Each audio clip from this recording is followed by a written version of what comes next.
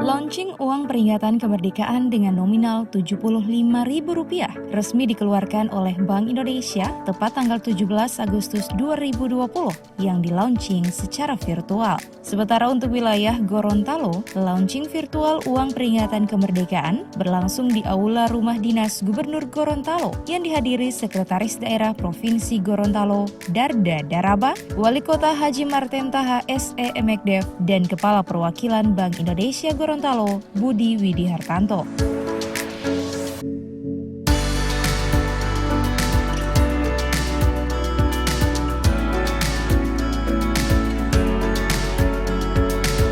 Peluncuran uang peringatan kemerdekaan Rp75.000 ini terdapat 9 orang anak yang mengenakan pakaian adat, masing-masing dari Provinsi Nangro Aceh Darussalam, Provinsi Riau, Provinsi Jawa Tengah, Provinsi Kalimantan Barat, Provinsi Kalimantan Utara, Provinsi Nusa Tenggara Timur, Provinsi Maluku, Provinsi Papua, dan Provinsi Gorontalo.